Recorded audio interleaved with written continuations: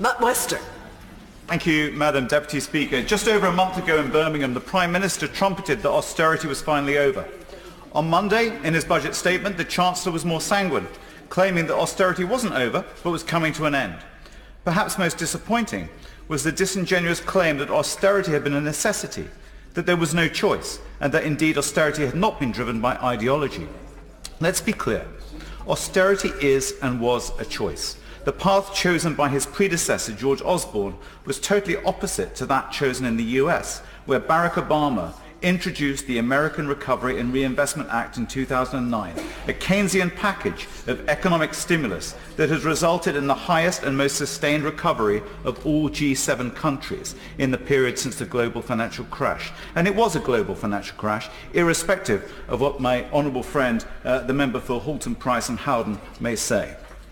Monday's budget announcement was particularly important as we are at a pivotal point, a point where the economy is faltering and where we face the huge uncertainty and, according to the ONS, the most serious economic damage from Brexit of between a 2 and 8% drop in gross domestic product depending on any deal.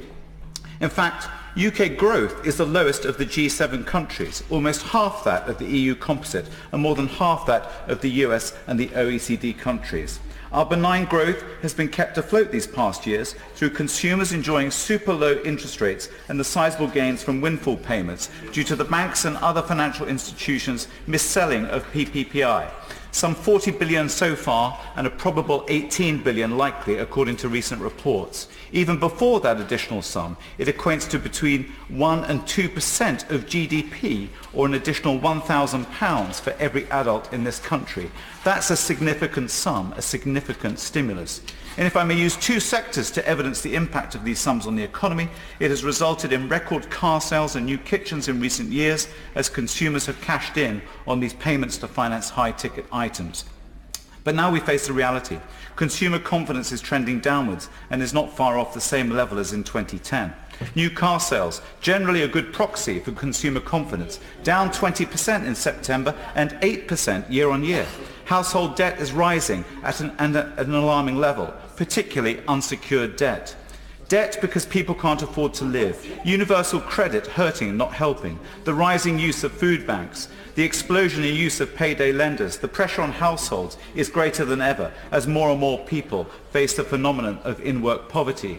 And as the Right Honourable Member for Sevenoaks highlighted, savings that have fallen dramatically in the last year or two.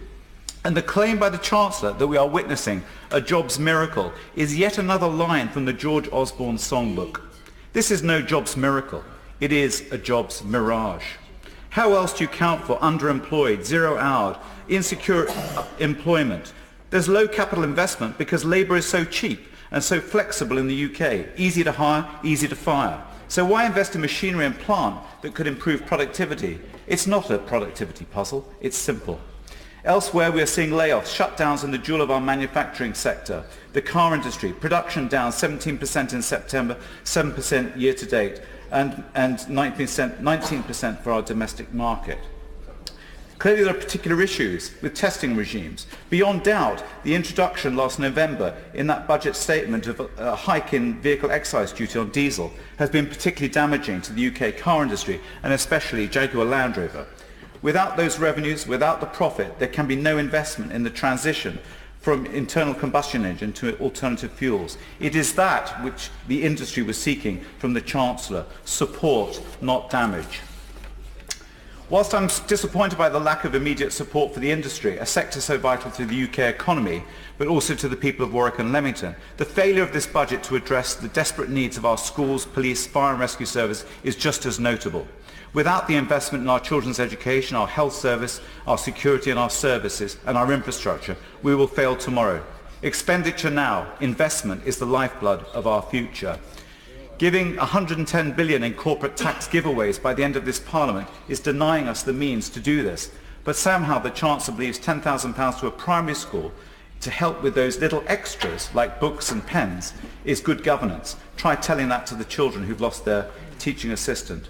In years to come, economic historians will come to view this period as the UK's lost decade, years when so much could have been achieved, had the trajectory of growth of late 2009 and early 2010 been maintained. It was stifled by ideology. A government in the spirit of 1945 would have secured that.